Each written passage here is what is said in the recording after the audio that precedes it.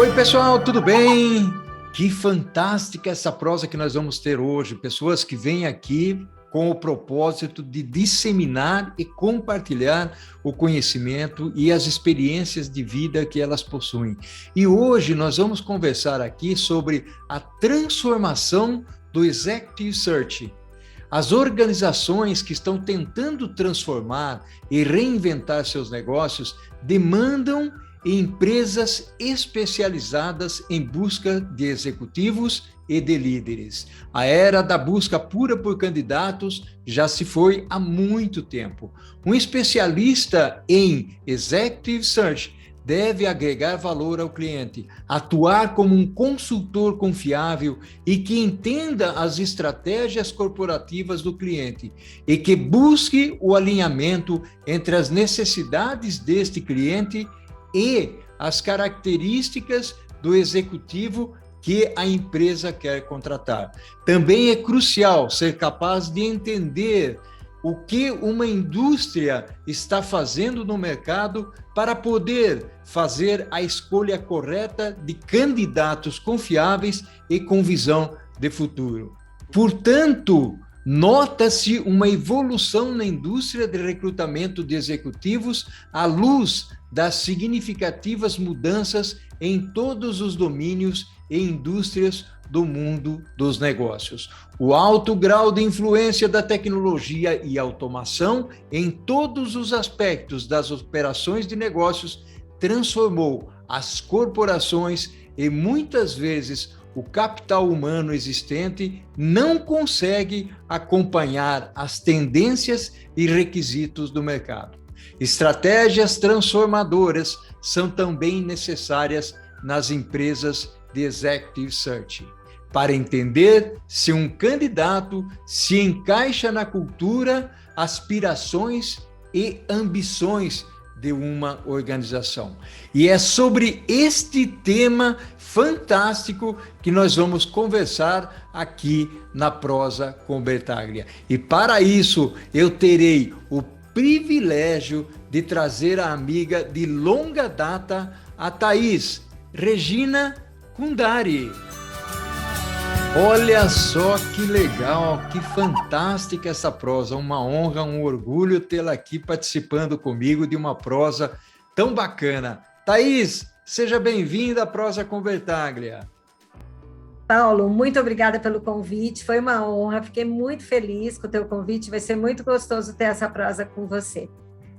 Nós decidimos falar sobre a história de Executive Search porque eu, de fato, tenho 35 anos praticamente nesse mercado. Eu comecei em 87 na Spencer Stuart, que é uma das grandes multinacionais de seleção de executivos, fiquei lá por 9 anos. Em 97, eu entrei, no início de 97, na FESA, onde eu trabalho hoje. A FESA é uma consultoria que iniciou como uma boutique, atendendo especificamente o mercado financeiro, bancos, corretoras e seguradoras. Bem no início, logo depois a gente acabou atendendo outros segmentos da indústria, e a empresa passou por uma revolução, né, ao longo de todos esses 27 anos, né? Hoje é um conglomerado que tem várias unidades de negócio, Executive Search, tem uma consultoria estratégica, tem inclusive uma vertical de startups de tecnologia, quase que um ecossistema para a gente poder dar suporte para os profissionais de RH, tem um braço social, então hoje realmente ficou uma companhia bem parruda. Eu, particularmente, atendo muito segmento de varejo dentro da FESA. Bom, mas contando um pouquinho da história, o processo de search, na verdade, Executive Search, para quem não sabe, na verdade, uma modalidade do recrutamento e seleção que utiliza uma metodologia de hunting, né, que é um processo de busca ativa, diferente de algumas consultorias que trabalham só com análise de currículos que estão disponibilizados no mercado, que é um trabalho passivo, vamos dizer assim. Esse trabalho começou, Executive Search, na Europa, no período de pós-guerra, quando surgiu essa necessidade de demandas específicas para ajudar a retomar o mercado.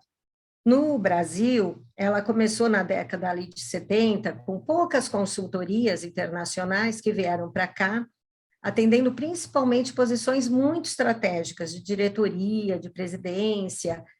Quando eu entrei na Spencer, por exemplo, acho que já existia a Boyden e acho que uma outra consultoria, se eu não me engano, a Heidrick, mas eram poucas consultorias, então não tinha muita concorrência e nós tirávamos pedido, literalmente. Muitos clientes de profissionais de RH e presidentes de empresa ou conselheiros entravam em contato conosco sempre que tinham uma demanda por um profissional aí diferenciado no mercado.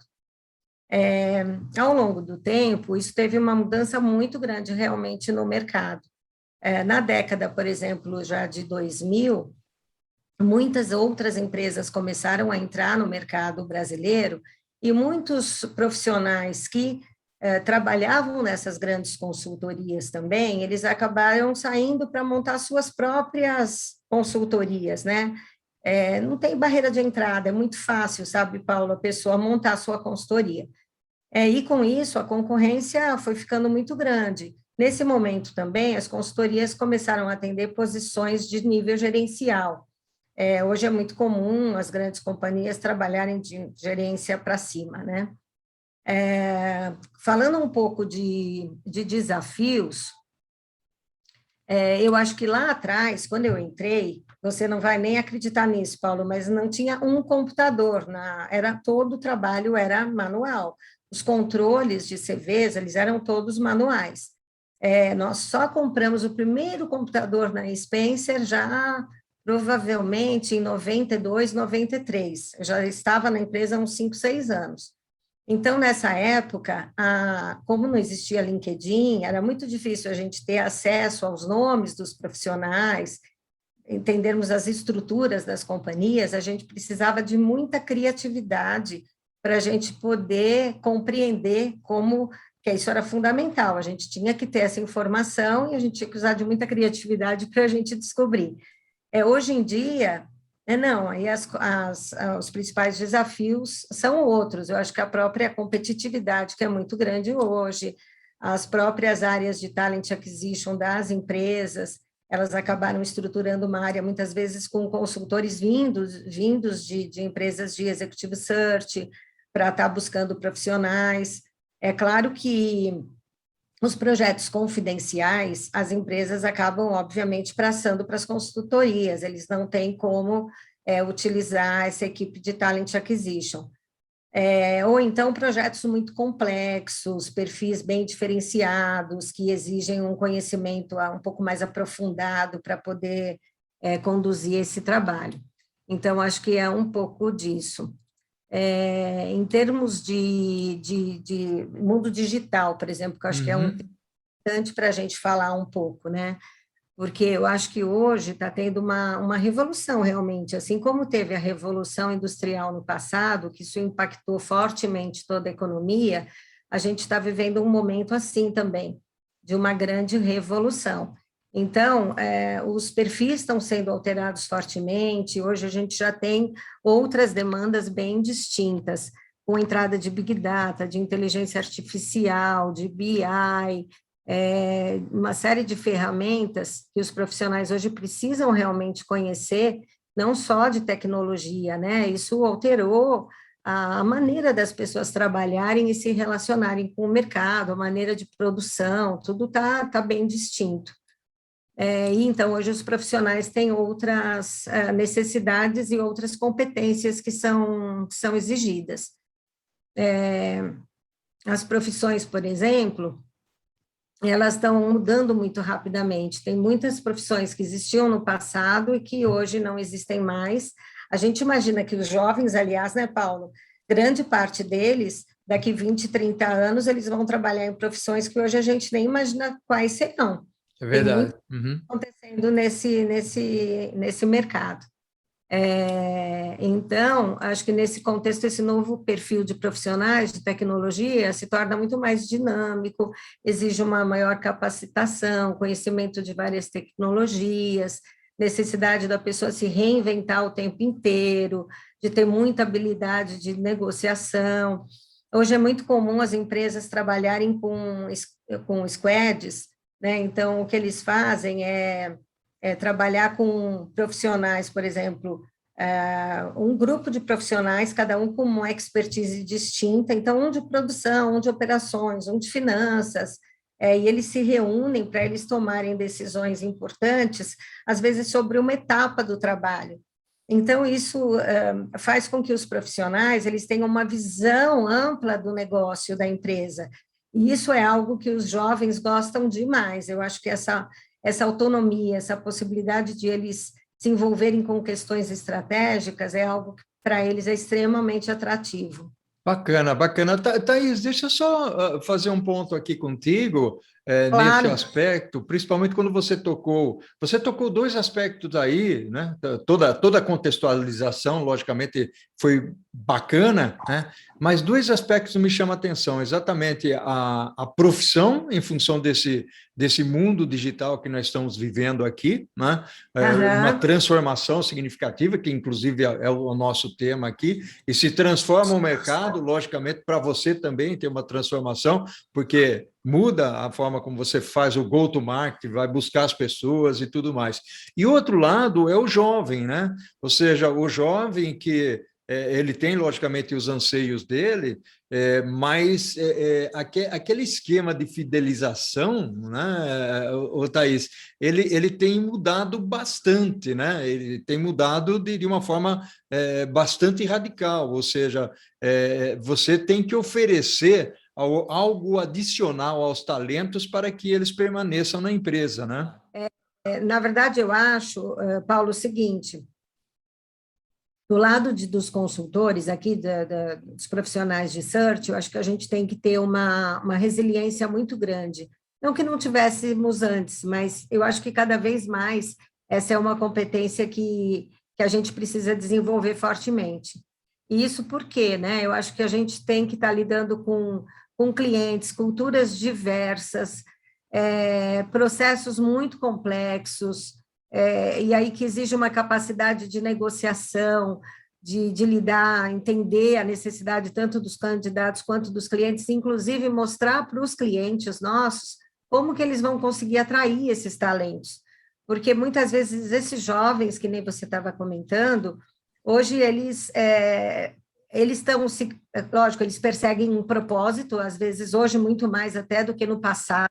Acho que no passado era muito comum os profissionais olharem muito mais remuneração, a possibilidade de uma ascensão na carreira, mas hoje eles olham muito a companhia, né? A empresa ela tem uma preocupação grande com sustentabilidade, ela tem uma preocupação com diversidade, é uma empresa que tem esses valores intrínsecos, isso é muito valorizado. E, além disso, esses jovens hoje, por exemplo, alguns buscam um ambiente extremamente informal, né? Um ambiente onde eles possam até levar, muitas vezes, um animalzinho de estimação para ficar junto com ele É verdade. no trabalho. Então, isso passou a ser muito valorizado por esses jovens. Eu me lembro de um recrutamento que eu fiz para uma empresa de varejo, que é uma empresa super moderna, e foi difícil atrair alguns talentos que eles queriam, pelo fato desses jovens não poderem ir trabalhar de bermuda, por exemplo. A empresa não autorizava bermuda, eles tinham um pouco de receio de que, por exemplo, se eles liberassem o uso de bermudas, as mulheres eventualmente poderiam até, às vezes, exagerar um pouco, né, extrapolar, então eles preferiam evitar. Mas os meninos, os jovens, eles não queriam, eles falavam, Thaís, tem que ir de calça comprida no verão, né? Que empresa mais tradicional, não, eu prefiro esperar uma outra oportunidade. Outra coisa que hoje é muito valorizada é o home office. Tem muitos profissionais que, de fato, preferem trabalhar ou tempo integral, ou pelo menos 4 dias por semana em casa, para não ter que se deslocar até o trabalho, esse desgaste, né, de estar se deslocando. E isso também é algo que a gente tem discutido muito com os clientes, porque alguns clientes estão super abertos a isso, eles sabem que, por exemplo, o lado positivo disso, Paulo, é que você pode trazer um profissional que esteja morando na Europa, na Ásia, Uhum. né? Ele pode estar trabalhando aqui e agregando valor para a companhia. Por outro lado, as empresas têm um pouco de receio se isso pode comprometer a cultura delas, né, no longo prazo, se os profissionais não estiverem se interagindo com uma relativa frequência. Então, são temas que hoje têm sido bem discutidos, e a gente sabe que esse mercado está mudando constantemente, então a gente tem que acompanhar essas tendências para ver o que pode acontecer aí no futuro. Thaís, fantástico esses pontos que você trouxe aí. Eu queria fazer o seguinte, até para a gente desbravar um pouquinho mais, né, principalmente esse aspecto cultural, as exigências pelo lado dos jovens, o tradicionalismo, né? Eu queria fazer o seguinte, Thaís, vamos tomar uma água, um café, e nós vamos voltar para o segundo tempo para explorar exatamente isso que você acabou de comentar agora. Pode ser? Claro, pode sim. Thaís, que fantástica que está esta prosa, está muito gostosa mesmo, está muito legal, você trazendo aí uma contribuição muito bacana para as pessoas que acompanham aqui a Prosa com Bertaglia, principalmente esses assuntos atuais de mundo digital, de juventude, de fidelização, né? Ou seja, de tradicionalismo, cultura, ou seja, tem muita coisa aí, é exatamente isso, né? Nós estamos vivendo uma nova realidade, né, Thaís? Sim, sim. É verdade. E é engraçado, né, Paulo, porque o Brasil é tão grande e tem empresas com níveis de governança tão distintos, e não só isso, tem empresas que às vezes até têm um nível de governança bem desenvolvida, são empresas com uma preocupação muito grande em manter o clima saudável da organização, manter um relacionamento forte entre todos os executivos e tudo mais, mas muitas vezes essas empresas não têm, por exemplo, a noção de aspectos importantes que ajudem essas companhias a reter talentos ou atrair talentos.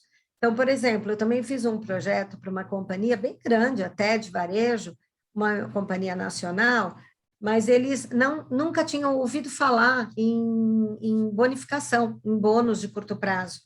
E aí eles pediram ajuda para buscar um diretor de mercado, e na hora que eu fui apresentar a shortlist para o presidente, eu comentei com ele como que era todo o pacote de remuneração que o mercado oferecia para esses profissionais. E aí ele ficou assustado, porque ele falou, me explica o que é isso, né? Por que precisa oferecer essa bonificação? Então, nós fizemos lá até uma apresentação bonitinha para ele, mostrando a importância, o quanto que isso agrega para a companhia, e ele ficou muito receoso, mas isso é interessante para todos os níveis, ou só para diretores? E se depois eu achar que isso não ajudou, não alavancou as vendas, eu posso tirar? Isso, então, ele tinha 1000 dúvidas, mas tem coisas assim que às vezes as empresas não sabem muito bem como lidar. Ou então, essa história do home office, tem muitos que falam, mas Thaís, e como que eu controlo isso, se as pessoas de fato estão trabalhando? A gente sabe que hoje você acompanha resultado, você não precisa fazer um microgerenciamento. Essa é uma outra coisa, sabe, Paulo, que a gente tem pensado muito. Os próprios líderes, eles têm que repensar um pouco, porque em muitas companhias, os líderes trabalhavam lado a lado com os executivos, e aí eles tinham condições de acompanhar muito de perto o trabalho desses profissionais. Mas agora não, agora ele está trabalhando à distância. Então, ele tem que encontrar uma outra forma de poder manter essa equipe motivada e tudo mais, sem ter essa constante relação. Hoje, os profissionais têm feito muitas reuniões por vídeo, mas também é algo que, com o tempo, eles precisam encontrar um meio termo, porque a gente encontra muitos profissionais que estão cansados desse volume tão intenso de reuniões por vídeo, porque exige uma atenção, uma concentração, né? Então, a gente está vivendo um momento ímpar, eu acho que é bem interessante em termos de aprendizado.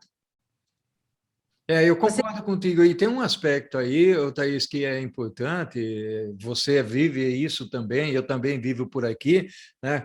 Ou seja, a tecnologia ela é positiva, extremamente positiva até um certo ponto, ou seja, tem que existir uma disciplina, porque você é facilmente redirecionado, né? Está na frente do computador, você está numa reunião virtual, aí o WhatsApp, né, te dá um sinalzinho dizendo que tem ali uma notificação, você já fica curioso, vai lá, olha o WhatsApp, quer dizer, acaba, né, distorcendo um pouco, desviando a atenção, aí tem o e-mail, tem o telefone, ou seja, é o que você está falando, chega no final do dia, aquilo que era para a gente ter um auxílio da tecnologia para trabalharmos, diria, menos, ou melhor, refraseando, ser mais produtivo, você acaba trabalhando 14, 15 horas por dia sem ter essa produtividade que é tão buscada, né? Então, por isso que esses novos Sim. skills em um mundo digital, eles são extremamente importantes e é fundamental, né, Thaís, que as pessoas saibam como lidar com isso, né? Exatamente, exatamente, é verdade. A tecnologia está mudando muito mesmo, né, Paulo? Então, a gente sente, inclusive, que se eu for te contar o número de projetos que eu conduzi do ano passado para cá, eu acho que grande parte deles tem a ver com tecnologia. Então, diretores de e-commerce, como eu atendo varejo, as empresas, nesse período de pandemia, por exemplo, elas tinham que fortalecer o canal de vendas de e-commerce. Muitas delas já tinham isso, mas às vezes não estava tão estruturado, então eles tiveram que trazer profissionais para repensar desde a plataforma de tecnologia, para buscar eu não sei nem, novos aplicativos, enfim, Uhum. funcionalidade, outras coisas que seriam interessantes para eles implementarem, para incrementar a receita. E muitas dessas empresas, inclusive, transformaram o e-commerce num marketplace, que é algo muito mais sofisticado, né? Representando até outras marcas, Uhum. com um volume de produtos muito extenso, que vão ser comercializados, e aí tem que pensar na logística de entrega, tem que pensar na área comercial, de negociações com fornecedores, de volume. Então, começa a ter uma complexidade muito maior que envolve vários outros executivos da companhia. E isso também envolve uma mudança cultural muito importante na companhia, essa mudança de mindset de todo mundo da empresa. E muitas dessas empresas, inclusive, precisaram trazer profissionais de RH que pudessem ajudar nesse momento de transformação, porque isso não é uma coisa top-down só, né? Quer dizer, não é o presidente dizer que vai mudar, é uma coisa de conscientização, de mostrar a importância, de entender a importância dessas mudanças que estão sendo implementadas na companhia. Então, foi um período rico, assim, nesse sentido. E agora eu acho que o mercado está bem aquecido, a gente está com um volume muito grande de projetos e contratando profissionais, porque de fato a gente está, não só a FES, eu acho que todas as consultorias, Uhum. mas a gente está vivendo um bom momento, né? Que é um bom sinal aí para o próximo ano. Thaís, eu tenho uma curiosidade. Eu tenho trabalhado com algumas grandes organizações e muito se fala em sustentabilidade. Você já tocou na palavrinha sustentabilidade lá atrás. Se fala muito em diversidade, em soft skills, aliás, outra palavrinha da moda, soft skills, né? Sim. Quando você vai para o executive search, né? Como é que é o trabalho com relação a isso, ou seja, a busca pela diversidade, principalmente porque você trabalha no nível mais executivo, né? Como é que é isso? Isso é uma realidade ou é um discurso? Não, é uma realidade, sim. Eu acho que muitas empresas hoje estão realmente buscando profissionais, estão preocupados com esse tema dentro da organização. Então, na hora de passar um briefing para uma consultoria, eles falam, claro, nós temos que apresentar profissionais diferenciados no mercado, mas eles gostariam que a gente sempre apresentasse entre os candidatos que estão sendo recomendados, alguns com essa diversidade, né? Então, a gente Uhum. tem que ir cuidando disso. E o tema sustentabilidade é algo que as empresas estão muito preocupadas, porque elas sabem que isso é importante não só para elas poderem reter talentos no mercado, Paulo, mas até para elas terem uma imagem boa perante os próprios consumidores, né? Então, essa é uma preocupação forte, sim, das companhias. Acho que a gente tem visto isso muito fortemente de todas elas. Por exemplo, no varejo, como as companhias elas dependem de muitas outras companhias, às vezes elas terceirizam, por exemplo, a produção para outras companhias, né? Uma empresa têxtil de varejo, um exemplo, né? Uma companhia, ela tem, elas terceirizam ou quarteirizam muitas vezes o trabalho de confecção de vestuário.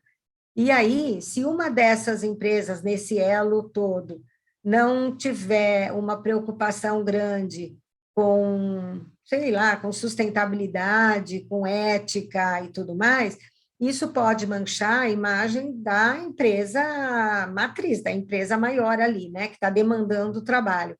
Então, hoje, o cuidado com toda essa cadeia é enorme, né? Tem que tomar muito cuidado, de fato, né? Ver o que aconteceu, por exemplo, no Carrefour, que poderia ter acontecido com qualquer empresa varejista, porque, de fato, era ali no passado uma pessoa da área de segurança que não teve uma atitude adequada, e isso foi muito ruim para a companhia. Felizmente, acho que eles conseguiram mostrar, eles internalizaram, inclusive, contrataram hoje toda a equipe, eles, inclusive, hoje é meio benchmark até para outras companhias que estão copiando o modelo que eles implementaram, para que eles evitem ter problemas também no futuro. Mas hoje a gente tem que se preocupar muito com esses temas. Bacana, bacana, interessante. E outra coisa que eu tenho muita curiosidade aqui, Thaís, até eu fiz uma prosa recentemente com um grande amigo, que é o Nelson Fernandes, e nós falamos sobre Great Talent, né, o empreendedorismo maduro, né? E o Nelson tocou alguns pontos muito interessantes, inclusive nós fizemos uma curadoria, onde nós indicamos o vídeo do Robert De Niro, né, um senhor estagiário, que é muito bacana e marcou bastante aí. E eu vejo também que tem algumas organizações, né, a minha querida Unilever, a própria HP, elas trabalham nesse sentido de trazer pessoas com experiência de vida para fazer uma mescla, né? Utilizar a maturidade, né, do senhor estagiário, né, que tem aí 50 anos ou mais, né, com a velocidade, a criatividade, né, e a vontade de conquistar novos mundos do jovem, né? Como é que você enxerga isso, Thaís? Nossa, eu acho isso fantástico, sabia, Paulo? Não são todas as empresas, mas eu acho que tem sido uma tendência. Cada vez mais a gente vê empresas preocupadas com esse tema, inclusive com esse aspecto, né? Então, profissionais que hoje já estão perto da aposentadoria e que muitas vezes têm muita energia, têm muita vontade, disposição e querem, de fato, trabalhar, e que agora estão tendo essa oportunidade. Então, eu acho isso fantástico. Eu acho isso muito interessante, de fato. Questão de liderança, que você comentou também, né, que é uma das competências do soft skills hoje muito valorizado. Então, e liderança é difícil muitas vezes de você avaliar. Você sabe que o profissional tem uma equipe grande embaixo dele. Uma das coisas que nós fazemos, aliás, para complementar um pouco as entrevistas por competência que nós fazemos, para a gente ter mais assertividade também, na hora de você estar recomendando, de fato, um profissional, nós tiramos referências profissionais dos candidatos, e é 360, com ex-pares, ex-funcionários e ex-chefes.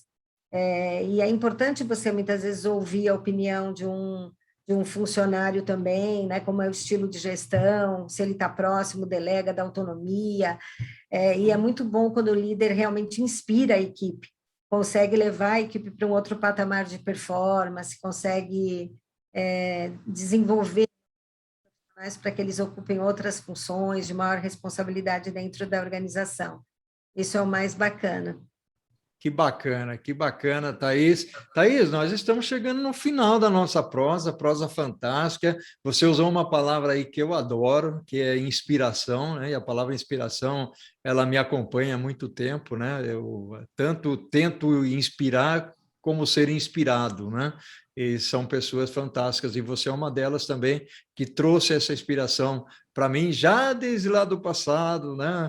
Hoje eu posso falar que fui entrevistado por você algumas vezes, né? Mas que nunca saí da Unilever, continuei na Unilever e na HP. Thaís, muito obrigado pela sua presença, uma gratidão enorme, né? Fantástica a nossa prosa, uma mensagem sua, Thaís. Ah, que bacana. Paulo, eu acho que os jovens têm que não ter medo de arriscar, sabe? Eu acho que perseguir os sonhos, ter um propósito e não ter medo de errar, acertar. Eu acho que isso na FESA sempre foi um valor muito forte. Eles falam que o erro honesto sempre foi permitido. Então, todo mundo, desde o início, sempre teve muita liberdade para poder agir, tomar decisões. Então, isso ajudou a gente a criar talentos que hoje, inclusive, estão presentes em várias outras consultorias ou grandes empresas também, que eles foram convidados, mas eu acho que é isso, acho que o trabalho que a gente faz é muito bacana porque você ajuda muitos profissionais para eles estarem hoje, estão mais felizes, vamos dizer, nas empresas para onde a gente tem levado esses profissionais. Então, acho que isso é um dos nossos propósitos, né? Fantástico, Thaís. Muito Um bom. abraço virtual para você. Obrigada, E muito em obrigada, breve Paulo. estarei aí tomando um café com vocês, tá bom? Combinadíssimo. Vou adorar. Tchau, Thaís. Tudo de bom, Tchau, viu? Paulo. Gratidão enorme. Ao infinito e além. Muito obrigada, Paulo. Tchau, tchau. Tchau, tchau.